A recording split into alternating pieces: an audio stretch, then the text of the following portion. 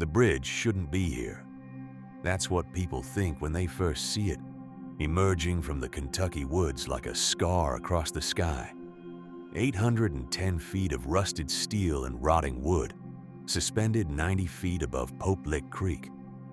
Built in 1925, still active, still deadly. The railroad ties are spaced 2 feet apart in places, wide enough to see straight through to the rocks below, wide enough to fall through. 12 people have died here. 12 bodies in 50 years. The authorities call them accidents. Trespassers hit by trains. Tragic, preventable, stupid. They've built fences, posted signs, stationed police during Halloween. Nothing works. Because the people who climb that fence aren't just curious thrill seekers. They're answering a call. The locals know the truth. Something lives on that bridge. Something that stands upright like a man, but has the backwards bent legs of a goat. Hooves instead of feet. Horns that catch the moonlight. They call it the Goatman. And if you see it, you run. Because the Goatman doesn't kill with claws or teeth. It kills with trains. It lures you onto the bridge, into that space between earth and sky, and it keeps you there. Confused, disoriented, transfixed, just long enough for the 647 freight to come screaming around the bend. By then, there's nowhere to go, no platform to jump to, no shoulder to die for, just those gaps between the ties, 90 feet of empty air, and a choice between falling and burning. Most people freeze. That's what the survivors say. They freeze and they hear it. A whisper, not from outside, but inside their heads. A voice that sounds like their own thoughts, calling their name, telling them to stay, to wait, to look. And when they finally snap out of it and turn around, the train is already there. The first documented incident happened in the summer of 1955. A troop of Boy Scouts camped at the base of the trestle. Their scoutmaster, Harold, was a practical man, a veteran. He'd chosen the spot because it offered wilderness experience while staying close to town. Safe, controlled. He didn't believe in local superstitions, didn't care that farmers avoided the bridge after dark, didn't listen when one of the local boys started talking about dead livestock and screams in the night. Harold shut down the ghost stories fast, explained to his troop how sound works differently in the woods, how owls can sound almost human, how darkness plays tricks on the mind. The boys nodded, reassured, and went to their tents. Midnight came. The forest went silent, completely unnaturally silent. No crickets, no frogs from the creek, no wind, just a void of sound that pressed against the eardrums like pressure before a storm. Then the scream started, low at first, guttural, animal. Then it climbed higher and higher until it hit a pitch that made the boys' teeth ache. It wasn't human. It wasn't animal. It was something caught between, something wrong, something that shouldn't exist, but did. The boys bolted from their tents. Harold was already standing, flashlight in hand, trying to locate the source. One of the younger scouts pointed toward the trestle, his arm shaking so badly he could barely hold it straight. There was something on the bridge. In the combination of moonlight and distant city glow, they could see it clearly. A figure, tall, moving along the elevated tracks with a gait that was both fluid and wrong. Its limbs were too long, its posture too hunched, and when it turned its head toward the camp, something caught the light. Something that curved up and away from its skull. Horns. Harold swung his flashlight up, the beam cutting through the mist. For a fraction of a second, the light caught the figure full on. The boys would later struggle to describe what they saw. Some said it had fur. Others said pale, almost translucent skin. All of them remembered the eyes. They reflected the light like an animal's, but the intelligence behind them was not animal. It was calculating, hungry, ancient. Then the light found only empty bridge. Harold told the boys it was a deer. Just a deer, caught in the fog, distorted by distance and darkness and overactive imaginations. His voice was steady, authoritative, certain. But his hands were shaking as he herded them back to their tents. And he didn't sleep that night. He sat by the dying fire, flashlight in his lap, eyes locked on the bridge. Dawn came slowly. When there was finally enough light to see, one of the boys spotted something up the slope. Tracks in the soft earth. But not deer tracks. Cloven prints, like a goat's. But massive. Each one nearly 8 inches long, pressed deep into the ground, as if whatever made them weighed far more than any goat should. The prints circled the camp in a wide arc, coming within 20 feet of the tents before heading back toward the bridge. And near the tree line, they found the sheep. 3 of them from a farm a mile away, torn apart. Not eaten, just destroyed, as if something incredibly strong had simply ripped them to pieces in a frenzy. The ground around the bodies was churned up, covered in those same massive cloven prints. Harold stared at the carnage, his practical, rational mind trying to find an explanation. Wild dogs, coyotes, maybe a bear, though bears didn't leave tracks like that. But there was something else, something that made his blood run cold. Around each dead sheep, the prints formed a perfect circle, as if whatever killed them had walked around and around the bodies over and over in some kind of ritual or marking territory. Harold reported it. The local paper ran a brief article blaming wild dogs. The farmer who owned the sheep filed an insurance claim. The scout troop never camped near Pope Lick Trestle again.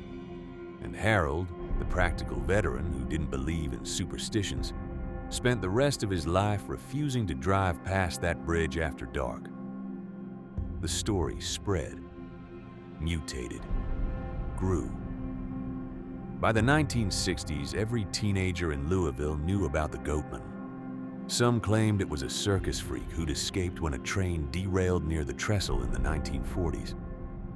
Others said it was something far older, something that had lived in these woods long before the bridge was built, before the city existed, maybe before humans came to Kentucky at all.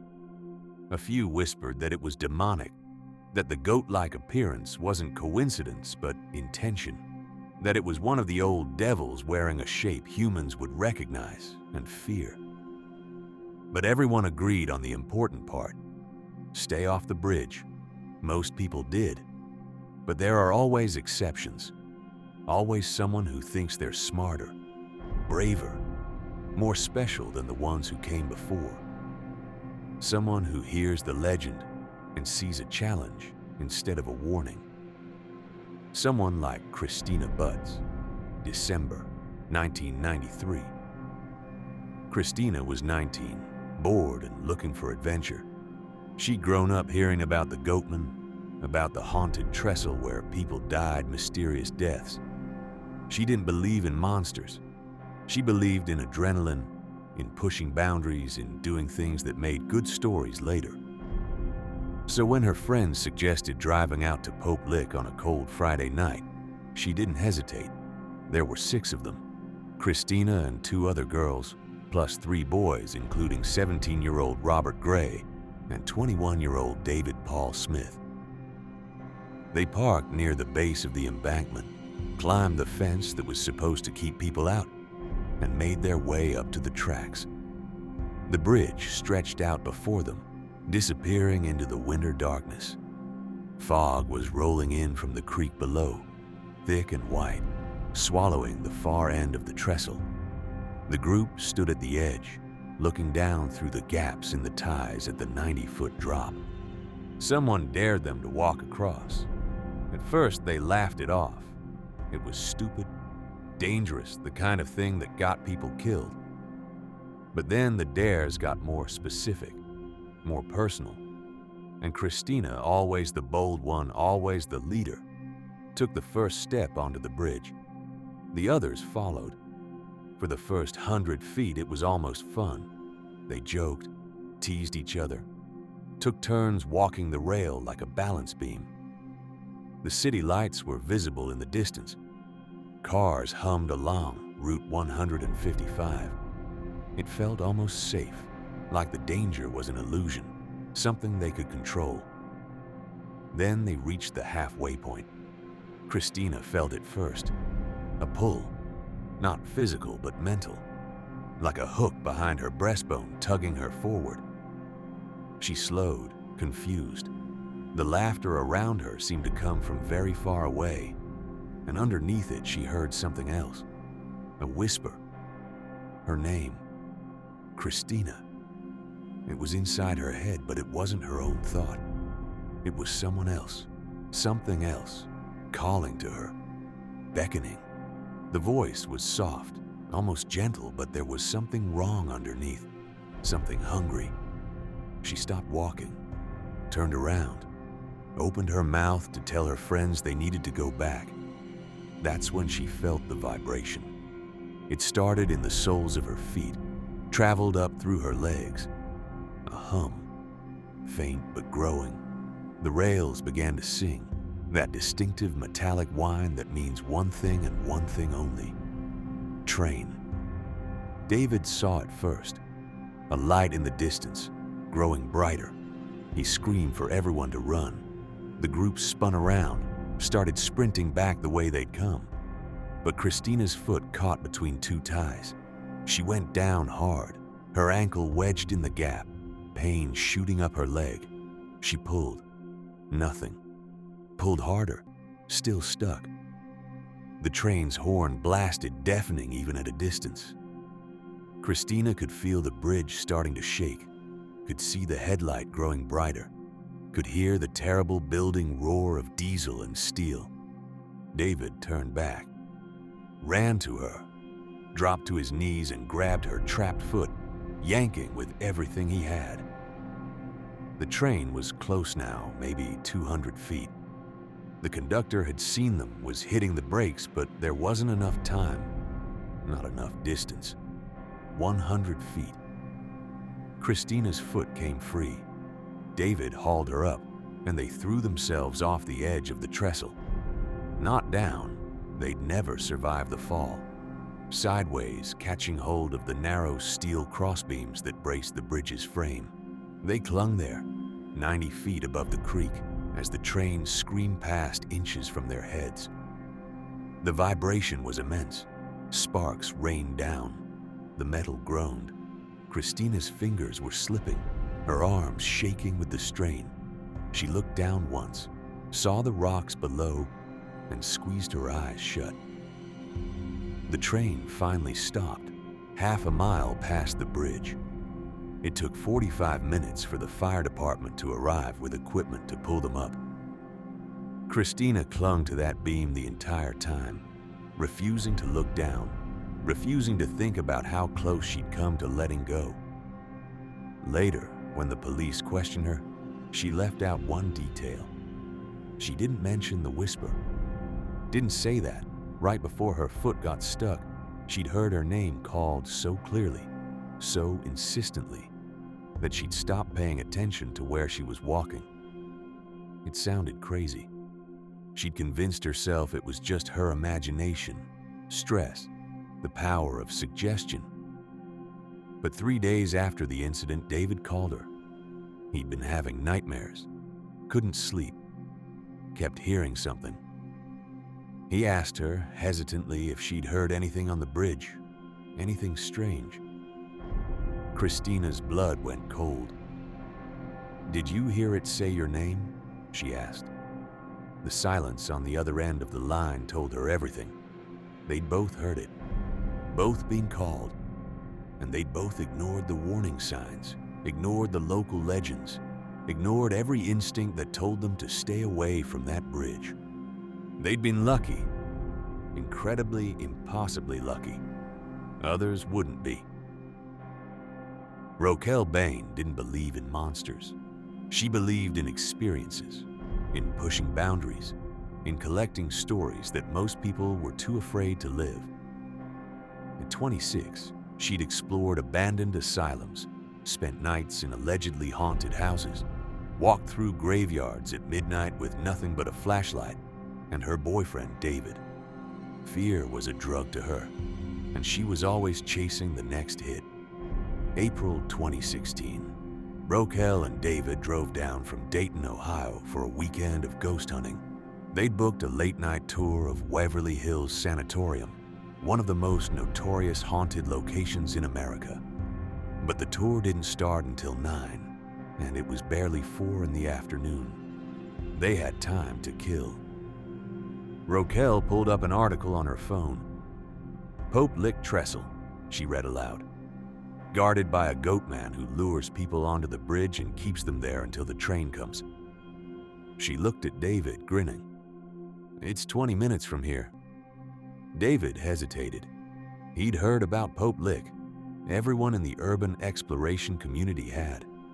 It wasn't like other haunted spots. People actually died there. Real deaths. Documented deaths. Not just ghost stories and urban legends. But Roquel was already pulling up directions. And David had learned years ago that when she set her mind on something, there was no talking her out of it. They parked near the base of the old railway embankment at 6:15 p.m. Still plenty of daylight left. Safe. They could see the bridge from the car, that massive steel structure rising above the trees.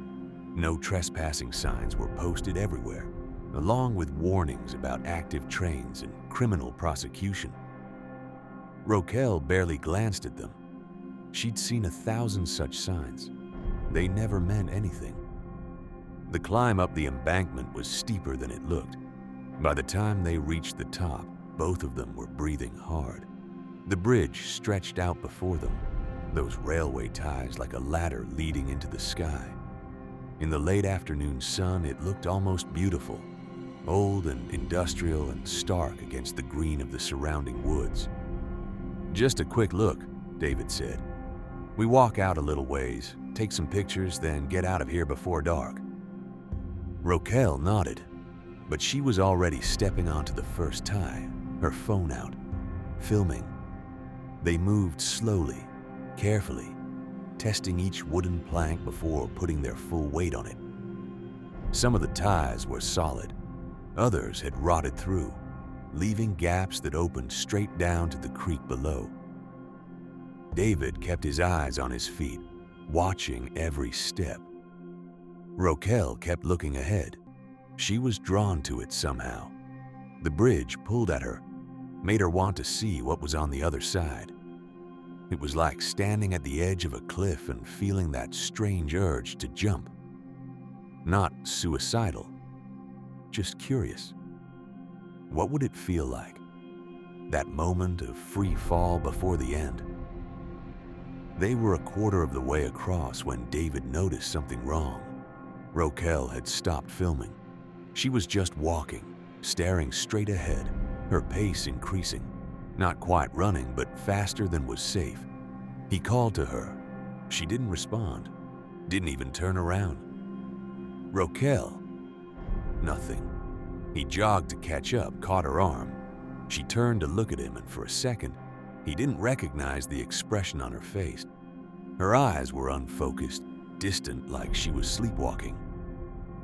We should head back, David said, keeping his voice calm. It's getting late. Roquel blinked, shook her head slightly. I just want to see the middle. Just to the middle. Then we'll turn around. David felt a creeping unease in his gut. Something was wrong. The bridge felt wrong. The air felt wrong. Even the light seemed strange, too dim for late afternoon, as if the sun was setting faster than it should. But Roquel was already walking again, and he didn't want to leave her alone. They continued. The middle of the bridge was the highest point, the place where you were farthest from either end, most exposed, most vulnerable. When they reached it, Rokel stopped and turned in a slow circle, taking it all in. The view was spectacular. You could see for miles, the forest stretching out in all directions, the creek winding below like a silver thread. "It's beautiful," she whispered. That's when David heard it, a hum, faint, almost inaudible, but definitely there. A vibration running through the steel, through the wood, through the soles of his shoes. His stomach dropped. "Rokel, we need to go. Now." She didn't move. She was staring at something in the distance toward the far end of the bridge. David followed her gaze but saw nothing. Just more bridge, more ties, more empty track disappearing into the trees. "Rokel, what are you looking at?" She tilted her head slightly as if listening to something he couldn't hear. Her lips moved, forming words without sound, and then she smiled. It wasn't her smile. It was too wide, too empty, too wrong. "Rokel!" The hum was getting louder. The rails were starting to sing. David grabbed her shoulders, shook her hard. "There's a train coming. We have to move." She looked at him then, really looked at him, and he saw fear flash across her face, recognition, understanding. Her smile disappeared. She opened her mouth to say something. The train horn cut through the air like a scream. They turned. The locomotive was there, maybe 600 feet away, coming fast, too fast. The conductor had seen them, was laying on the horn, hitting the brakes, but the train couldn't stop. Not in time, not even close. David's mind went into overdrive. They were in the middle of the bridge, 400 feet to either end. The train was doing at least 50 miles an hour. They couldn't outrun it, couldn't jump. The fall would kill them. Their only chance was to get off the tracks, hang from the side like that girl had done in the 90s. He looked for the crossbeams, those narrow steel supports that braced the trestle's frame. Found one. Grabbed Rokel's hand. "We have to climb down, now." But she wasn't looking at him. She was looking back the other way toward the far end of the bridge where she'd been staring before. And her face had gone blank again. That sleepwalking expression, that terrible distance in her eyes. "Rokel, please, please." The train was 300 feet away. David could see the conductor's face, twisted in horror. Could see him waving frantically, screaming something that was lost under the roar of diesel and steel. 250 feet. David made his decision. He swung himself over the edge of the bridge, caught hold of the crossbeam, his feet dangling in empty air 90 feet above the rocks. He reached up for Rokel, his hand stretched as far as it would go. "Grab my hand." She turned to look at him. For just a second, he saw awareness return to her eyes, saw her understand where she was, what was happening. And he saw something else, something that would haunt him for the rest of his life. She wasn't afraid. She looked peaceful, almost happy, as if she'd found something she'd been searching for her entire life. 200 feet. Rokel took a step toward David. Then she stopped, looked back over her shoulder one more time at that empty space at the end of the bridge. And David swore, he would swear on everything he had ever believed in, that he saw her nod, as if she was answering a question, as if she was saying yes. 150 feet. "Rokel." She turned back to him, mouthed two words. He couldn't hear them over the train, but he could read her lips. "I'm sorry." The train hit her at 7:27 p.m. David closed his eyes, but he couldn't close his ears. The sound would stay with him forever. Metal on flesh. The scream of brakes. The way the entire bridge shuddered. And underneath it all, for just a fraction of a second, another sound. High-pitched. Almost gleeful. Laughter. He clung to that crossbeam while the train passed, his whole body shaking, his mind fracturing. The locomotive finally stopped half a mile down the track. Silence fell. Complete, absolute silence. Even the birds had stopped singing. David hung there. He didn't know for how long. Could have been minutes. Could have been hours. His arms were screaming, his fingers slipping, but he couldn't move, couldn't think, couldn't process what had just happened. Eventually, he heard voices, sirens.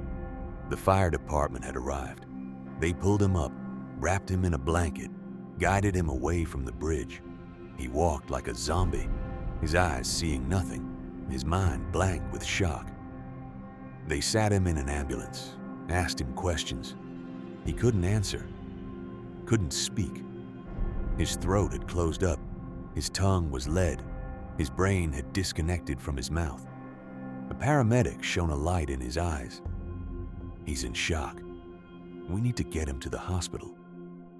But before they could load him into the ambulance, David looked back at the bridge. And he saw it. At the far end, where Roquel had been staring, there was something. A shape. Tall and dark and wrong. It stood perfectly still, silhouetted against the darkening sky. As David watched, it raised one arm, slowly, deliberately, and waved. David screamed, tried to point, to make them look, to make them see. But when the paramedics turned, there was nothing there. Just empty bridge, empty track, empty sky. They sedated him, took him to the hospital, kept him for 3 days under psychiatric observation. When he finally came out of the fog of shock and medication, a detective was waiting to take his statement. David told him everything, almost everything. He described climbing the fence, walking onto the bridge, hearing the train. He explained how he'd climbed down to the crossbeam, how he'd tried to get Roquel to follow. But he didn't mention the way she'd been staring at nothing. Didn't describe that smile, that nod, those final words. Didn't say that she'd chosen to stay. Because who would believe him? Who could understand? The detective wrote it all down, ruled it an accident. Trespassing, poor judgment, tragic but preventable. The railroad company released a statement. Local news ran the story for a week. Then it faded, replaced by newer tragedies, fresher deaths. Roquel's parents came to collect her belongings. David met them once, briefly. They hugged him, told him it wasn't his fault, said they knew their daughter had always pushed too hard, gone too far. They didn't blame him, but David blamed himself. He moved back to Dayton, quit urban exploration, deleted all his social media accounts, stopped answering calls from friends who wanted to know what really happened. He got a normal job, a quiet apartment, tried to build a life that had nothing to do with adventure or thrills or ghosts. It didn't work, because 3 months after Roquel died, the dreams started. In the dreams, he was back on Pope Lick Trestle. But it was different. The wood was new. The metal shone like silver. The sun painted everything gold. And at the far end of the bridge, someone was waiting for him. Sometimes it was Roquel. She'd wave, call his name, tell him to come closer. Sometimes it was something else. Something tall with bent legs and curved horns that caught the light like polished bone. But it was always calling him, always using his voice, always saying his name exactly the way his own thoughts said it.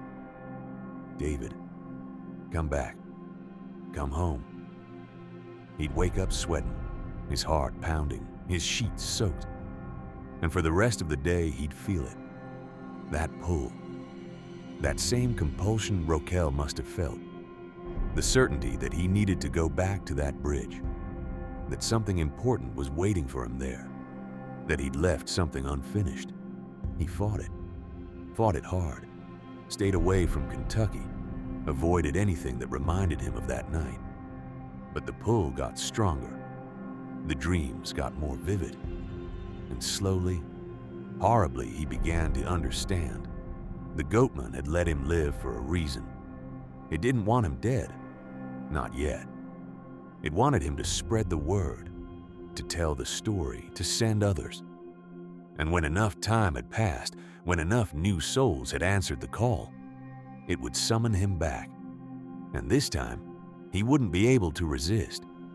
6 months after Rokel's death, David packed a bag, wrote a note, left it on his kitchen table for whoever found it next. The note said, "I'm going back to Poplik, not because I want to, because I have to. If you're reading this, don't look for me. Don't go to that bridge. Don't even say its name.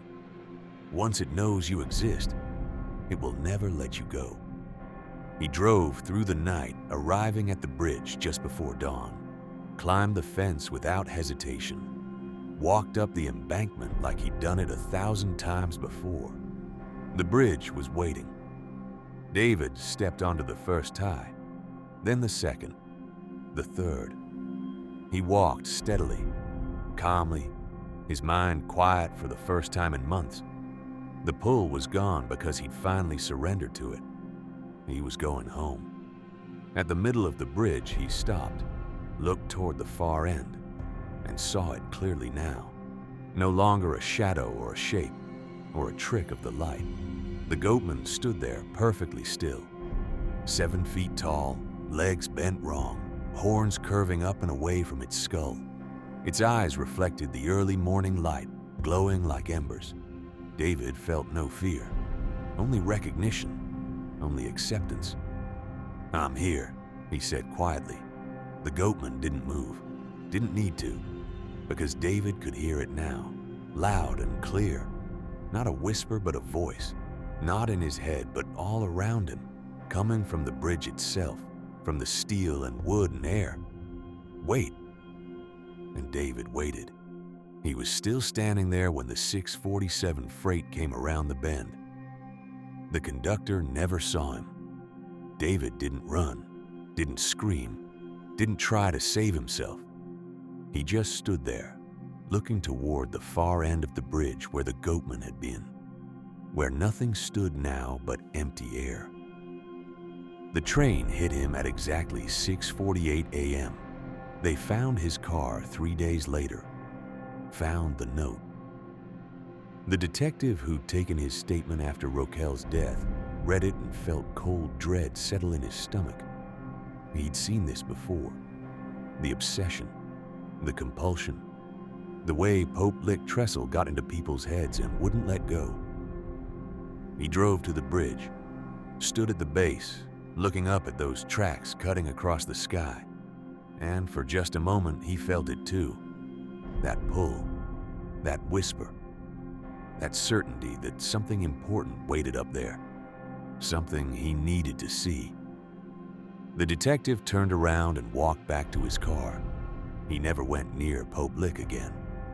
But sometimes, late at night, he'd wake up from dreams of a bridge and a voice calling his name. And he'd lie there in the dark, fighting the urge to get in his car and drive east, wondering how long he could resist, knowing that someday, maybe tomorrow, maybe 10 years from now, he might not be strong enough to fight it. Because that's what the Goatman does. It doesn't kill you on the bridge.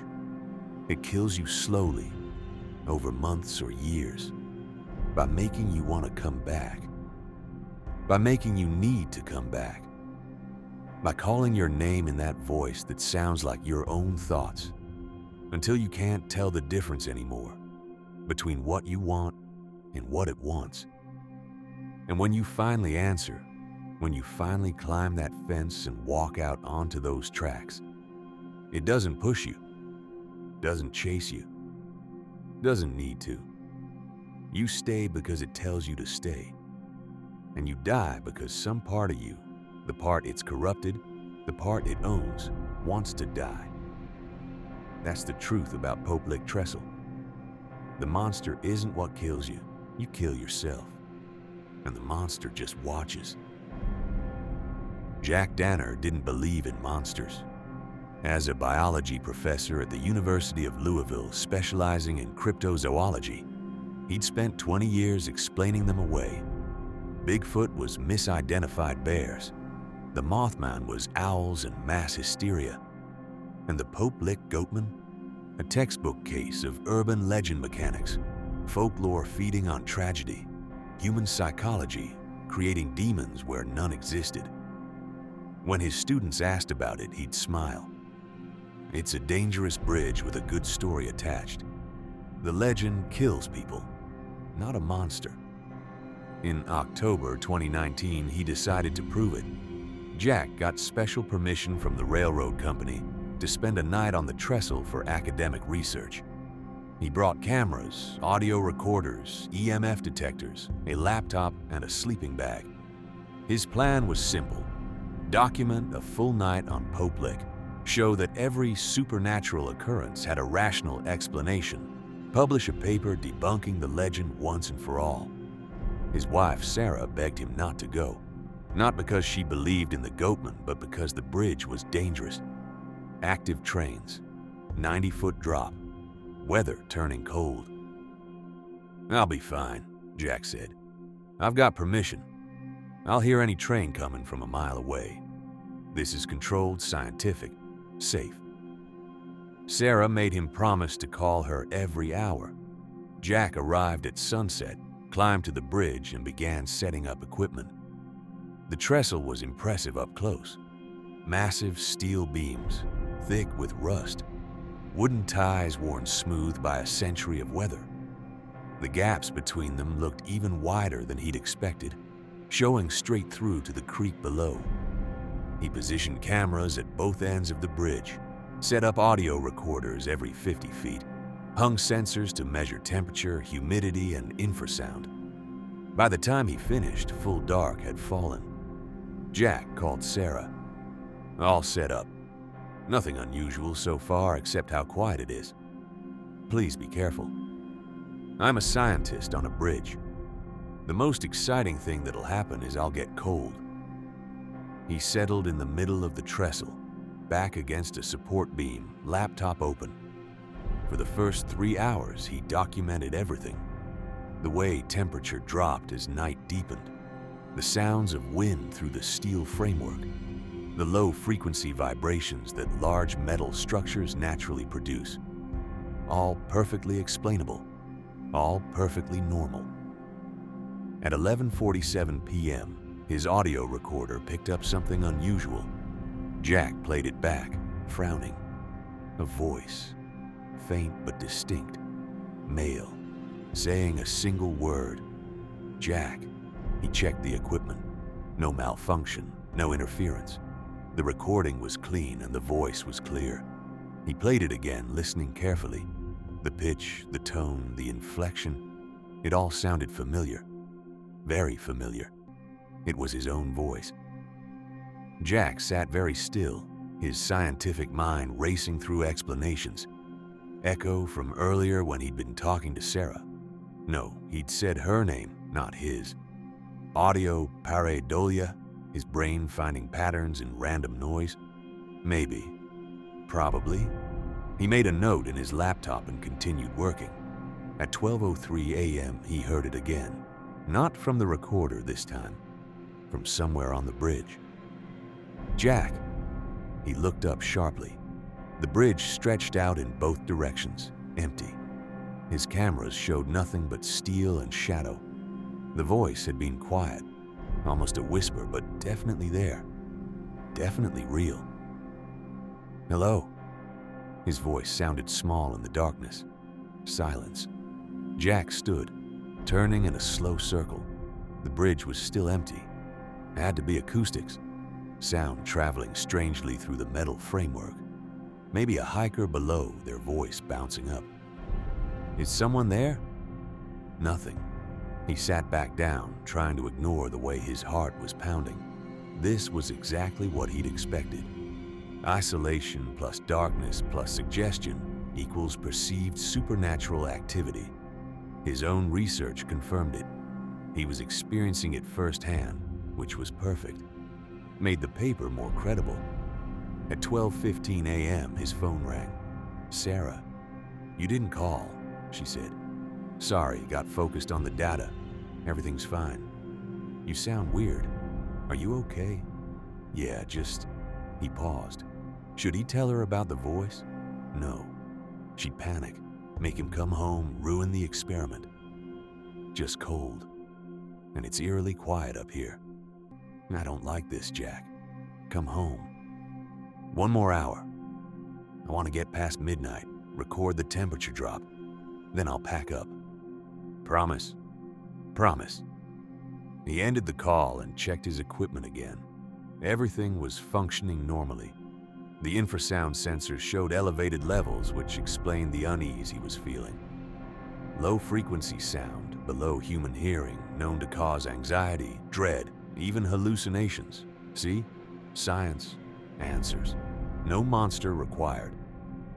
At 12:34 a.m., all of his equipment shut off simultaneously. Jack stared at his laptop screen as it went black. The cameras, the recorders, everything dead. He checked the batteries, all fully charged. Checked the connections, all secure. But nothing would turn back on. He sat in the darkness, now complete except for distant city lights, and felt the first real tendril of fear curl around his spine.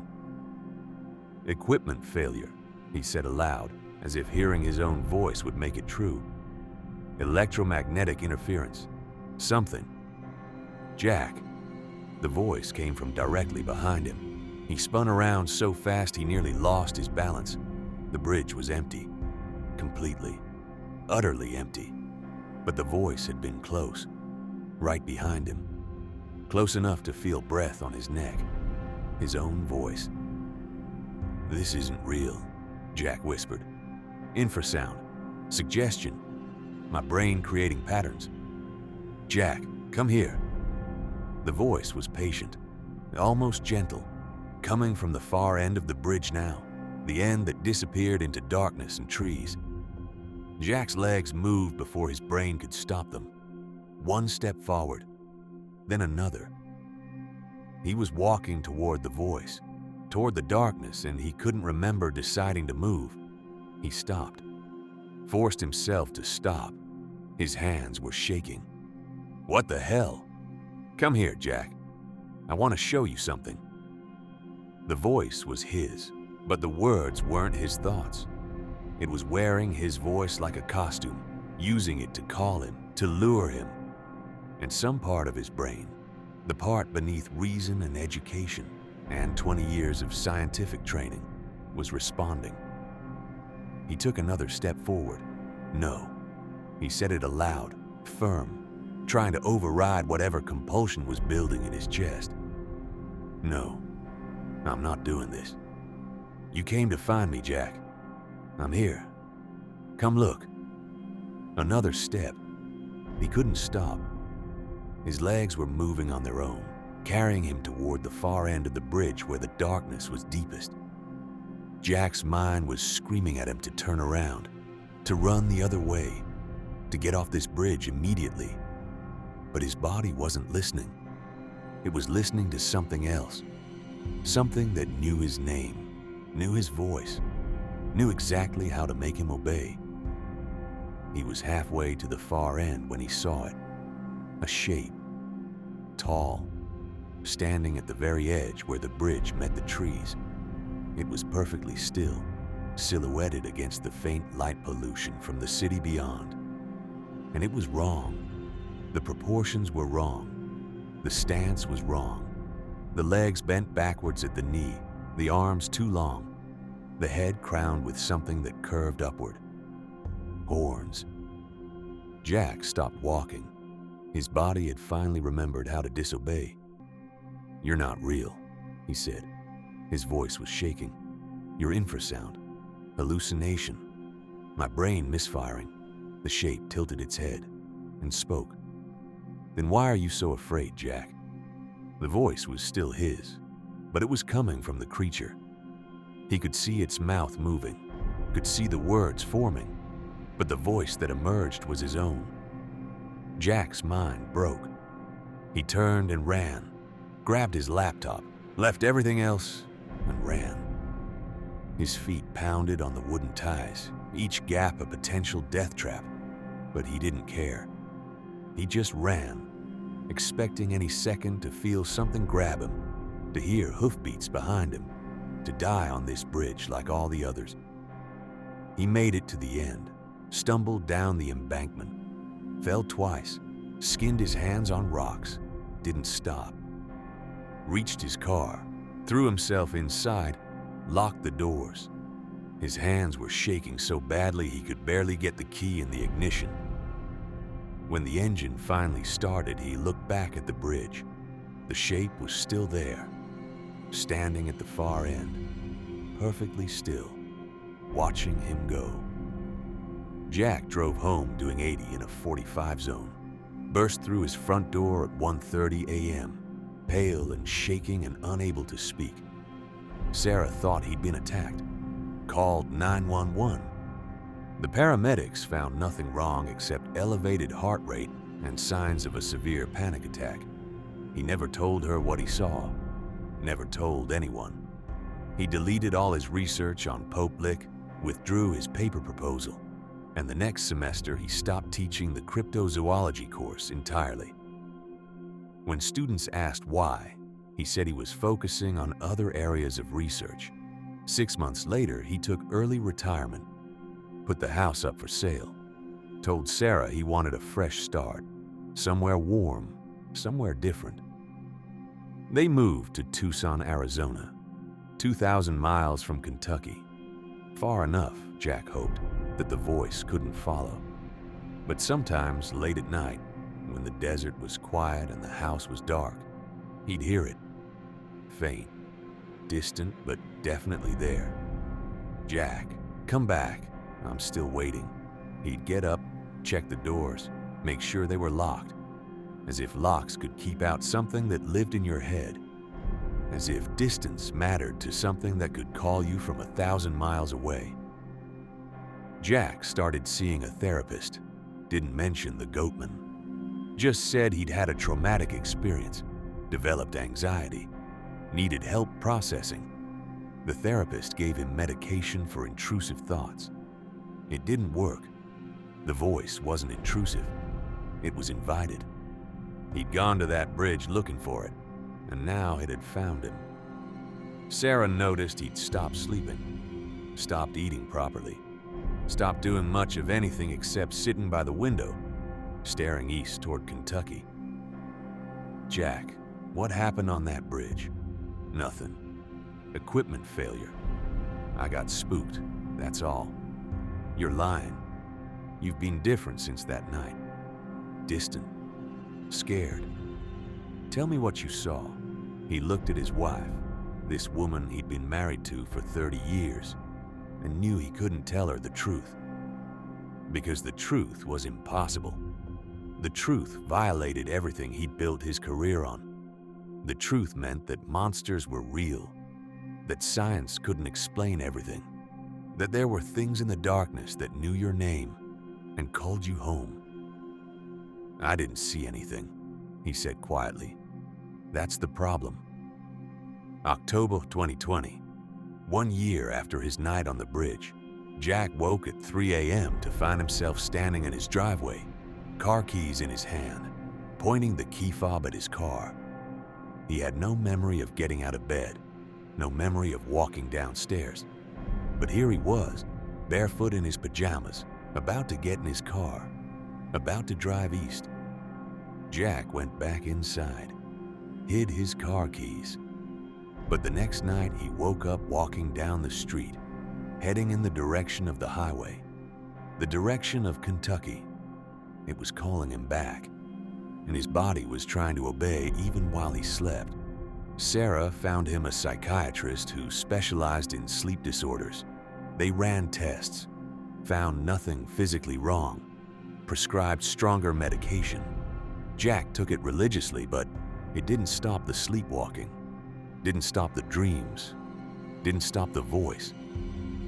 He started sleeping with his leg chained to the bed, actually chained, like a prisoner. It was the only way to keep himself from walking out the door in the middle of the night. Sarah cried when she saw it. "Jack, please, tell me what's wrong. Let me help you." "You can't help me," he said. "Nobody can. I went looking for something that should have stayed lost. And now, it won't let me go." 3 months later, Jack filed for divorce. Told Sarah he loved her, but he was becoming dangerous.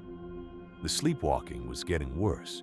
He'd nearly driven the car through the garage door one night. Nearly walked into traffic another time. He was going to hurt someone, and it would probably be her. Sarah fought it, refused to leave. So Jack left instead. He checked himself into a psychiatric facility in Phoenix. Told them he was having compulsive thoughts about harming himself. They put him in observation, kept him medicated, kept him contained. It worked for a while. 2 months. 3. The voice got quieter, the dreams less frequent. Jack started to hope that maybe he'd won. Maybe distance and medication and sheer willpower were enough. Then one morning he woke up and realized he'd been drawing. The notepad beside his bed was covered in sketches. The same image, over and over. A bridge, a figure with horns, and written beneath each drawing, in handwriting that looked like his but somehow wasn't, 3 words. "Come home, Jack." He was released from the facility in January 2021. The doctors said he'd made remarkable progress. The compulsive thoughts had diminished. The sleep disturbances had stopped. He was ready to rejoin society. Jack knew better. The voice hadn't stopped. It had just stopped needing to shout. It knew it had already won. He rented a small apartment in Phoenix, lived alone. Didn't contact Sarah, though he thought about her every day. Spent his time reading, walking, trying to enjoy what time he had left. Because he knew with absolute certainty that eventually he would go back to Pope Lick. Not because the Goatman would drag him there, but because part of him, the part it had touched that night on the bridge, wanted to go back, needed to go back. And that part was getting stronger every day. The Goatman didn't need to chase its victims. It just had to wait.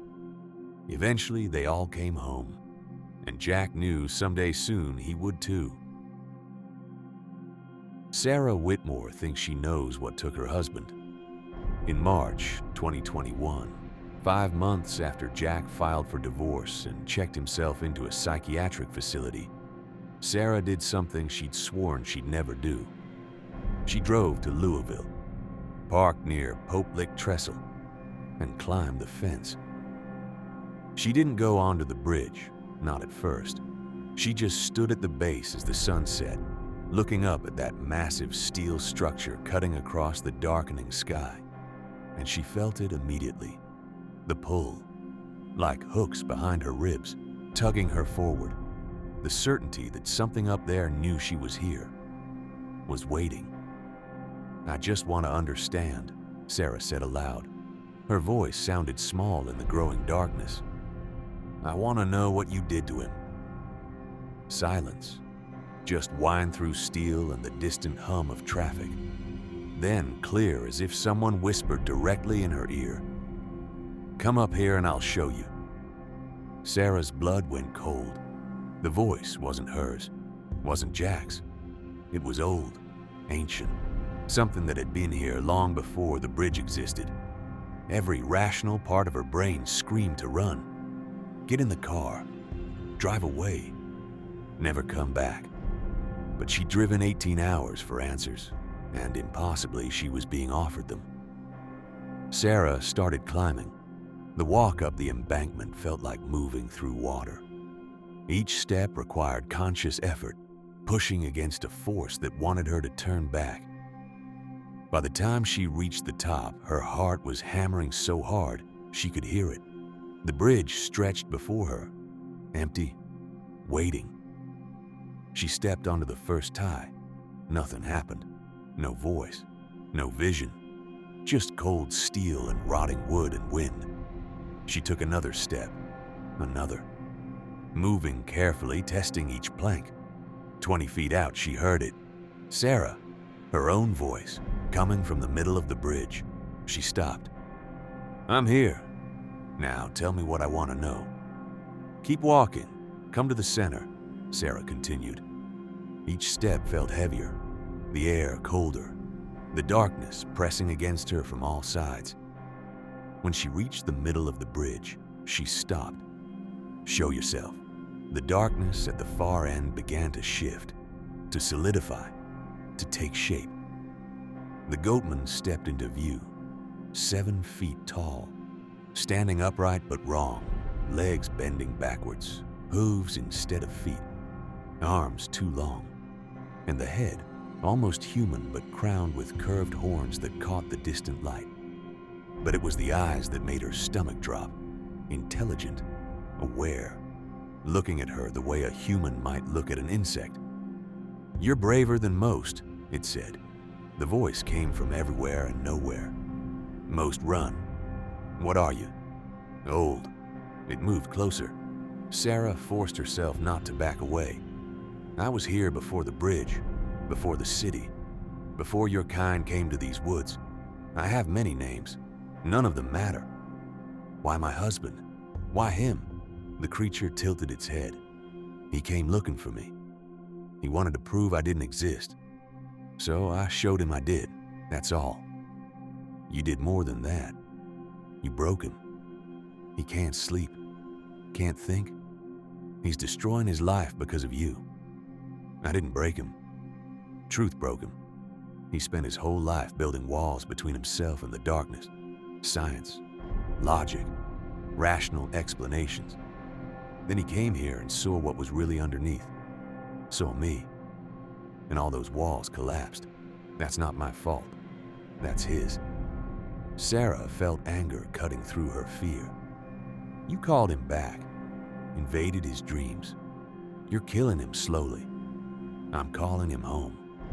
There's a difference." The Goatman was close now, close enough that she could see its skin, neither fur nor flesh, but something between. "He belongs here, Sarah. Part of him always has. The part that looked into the darkness and wanted to understand it. I'm simply accepting what he offers. He's not offering anything. He's trying to resist you." "Is he?" The creature's eyes gleamed. "Then why does he dream about this bridge every night? Why does he wake up trying to drive here? Why did he divorce you, isolate himself, give up everything?" Because deep down, in the part of him that saw me, he knows where he belongs. And it's not in your world anymore. Sarah felt tears burning her eyes. "Let him go. Please. I can't let him go. He's already mine.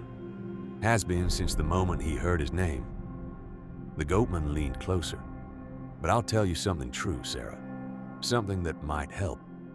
Or might not." It raised one long arm, pointing down at the creek below. "This place is a crossing, not just of land, but of worlds. The boundary runs through here. Has for thousands of years. The bridge made it stronger. Steel and death. Dozens of workers killed during construction. Their fear soaked into the metal.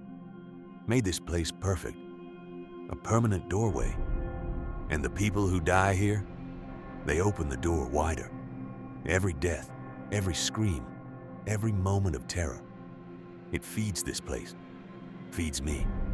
Makes it easier to stay, to exist fully in your world. So you are killing them? No. The trains kill them. I just make sure they're here when the trains come." It paused. "Do you know the difference between murder and acceptance, Sarah? Murder is taking what isn't offered. Acceptance is receiving what comes freely. Everyone who steps onto this bridge knows the stories, knows the danger. They come anyway. That's their choice. That's insane. That's reality. You just prefer not to see it." Sarah looked at this thing that had destroyed her husband and felt helpless rage. "If you're so powerful, Why do you need the bridge? Why not just take whoever you want? Because there are rules, even for me. For the first time, the Goatman seemed almost amused. I can call. I can whisper. I can show you what waits in the darkness. But the final step onto this bridge, that has to be your choice. Free will is the lock. I can't break it. I can only wait for you to open it. Then Jack can fight you. He can try. But the part of him that saw me doesn't want to fight anymore. It's tired. And eventually it will win. The Goatman turned, walking toward the far end of the bridge. Its hooves made no sound. Go home, Sarah, before the next train comes. And don't come back. Because now that you've seen me, now that you know, I can call you too. And you're stronger than Jack. You might resist for years, decades even. But eventually, when you're old and tired and afraid, you'll hear my voice. And you'll wonder if maybe, just maybe, I was telling the truth about what waits on the other side. It took another step and vanished, just gone, as if it had never existed. Sarah stood alone in the center of Pope Lick Trestle, shaking, and she felt it. The pull, the whisper, the part of her brain that said, stay, just wait. It would be easy. One train and all the fear and grief would end. She understood finally what Jack had been fighting. The Goatman didn't just kill you. It made you want to die. Sarah ran, feet pounding on ties, not caring about gaps or falling, just needing to get off this bridge before that voice got louder. She made it to the end, down the embankment to her car. She drove back to Arizona without stopping except for gas. 18 hours straight, hands wide on the wheel, radio turned up loud to drown out the whisper at the edge of her thoughts. When she pulled into her driveway at 3 a.m., Jack was sitting on her doorstep. He looked different, calm, almost peaceful. I felt you there, he said quietly, on the bridge. Felt you talking to it. Sarah's throat closed. Jack, it's okay. He stood and she saw he'd lost weight, his clothes hanging loose. I know what I have to do now. I've been fighting, trying to resist, but I can't unsee what I've seen. Can't unknow what I know. No, we can fight this together. He smiled sadly, touched her face. I love you. I've always loved you. But I don't belong here anymore. Haven't since that night. My body's still here. But the rest of me? He tapped his chest. Already gone. Jack, please, take care of yourself. Be happy. He kissed her forehead. And Sarah, don't go back to that bridge. Don't even think about it. Because now it knows you. And if you listen, even once, it will call you home too. He walked to his car. Where are you going? Sarah knew, but she had to ask. Home. Jack got in, started the engine, drove away. Sarah called the police, told them everything. They said they'd look into it.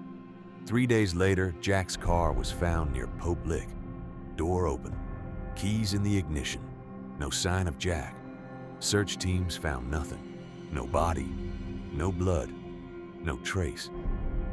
But the conductor who ran the 647 freight reported something strange. He swore he'd seen someone standing in the middle of the bridge that morning. A man, perfectly still, smiling. The conductor hit the horn, hit the brakes. When the train reached that spot, there was nothing there. Just empty bridge. Sarah knows the truth. Jack didn't die on those tracks. He went somewhere else, crossed over, became part of whatever exists in that space between worlds. She hears him sometimes, late at night, his voice calling her name, telling her to come home, telling her he's waiting. She fights it every day. Medication, therapy, keeps busy, refuses to sleep in silence, anything to drown out the whisper. because the Goatman was right. Now that she knows, she can never go back to comfortable lies. The world is darker than she thought. Stranger. And there are things in that darkness that know her name. Sarah will never go back to Poplik. She's promised herself that. But promises are easy when something ancient and patient and hungry is calling you home. And the Goatman has nothing but time. The legend continues. New stories every year. New sightings. New deaths. Authorities keep putting up fences, posting warnings, trying to keep people away. It never works, because you can't fence out something that lives partly in reality and partly in the human mind. The Goatman exists on that bridge, has always existed there, will always exist there. Waiting. In November 2022, a film crew got permission to shoot a documentary about Poplik. They set up cameras at both ends of the bridge, planning to debunk the legend once and for all. At 2:47 a.m., all 6 cameras recorded the same thing. A figure, tall, standing in the exact center of the bridge, perfectly still for 17 seconds. Then it turned its head, looked directly into the nearest camera, and waved. The footage went viral. Skeptics called it fake. Believers called it proof. The debate raged for months, but the film crew never released the audio from that night. Because on the audio, clear as day, you can hear something that shouldn't be possible. 6 different voices. The voices of the 6 crew members, all speaking at once, all saying the same thing. Come back. We're waiting. None of them remember speaking. 3 months later, one of the crew members drove to Louisville, told her family she needed to get some B-roll footage she'd forgotten. She never came back. Her car was found near the bridge. She was not. The other 5 crew members are still alive, still working, still trying to convince themselves it was all just a hoax, a prank, mass hallucination. But they all have the same dream now. The bridge, the voice, the call. And every morning they wake up a little more tired, a little more willing to listen, a little closer to going home. Because that's what the Goatman does. It doesn't chase you. It doesn't need to. It just plants a seed, shows you the truth, lets you see what lurks in the darkness, and then it waits for days, months, years, decades. Sooner or later, everyone it marks comes back. Everyone hears their name. Everyone goes home. Sarah Whitmore is 53 now, still in Arizona, still fighting, still waking up every night from dreams of a bridge and a voice that sounds like Jack, telling her to come see what he's found, telling her it's beautiful on the other side, telling her she doesn't have to be afraid anymore. She's strong. She'll probably resist for years yet, but she's getting older, getting tired, and the voice is so patient, so persistent, so certain that eventually she'll listen. And maybe she will. Maybe we all do in the end. Because once you know the truth, once you've seen what waits in the shadows, once you've heard your name spoken in that voice that sounds like your own thoughts, you're marked. And the marked always come home. If you ever find yourself near those Kentucky woods at night, if you hear something whisper your name, if you feel that pull toward the bridge, remember, turn around, walk away, don't look back. Because the Goatman doesn't need to drag you onto those tracks. You'll walk there yourself. And by the time you realize what you've done, by the time you hear the train coming and understand that you can't outrun it, can't escape it, can't do anything but stand there and wait for the end, it will be too late. The Goatman will be watching, waiting, accepting what you offer, and calling the next name. The bridge is still there, still active, still claiming lives. The legend grows stronger every year, And somewhere in the darkness, standing on rusted steel 90 feet above the creek, something ancient and patient and hungry waits for you to climb the fence, waits for you to take that first step, waits to whisper your name. Are you listening? Can you hear it? It knows you're reading this, and now it knows your name too. Sweet dreams.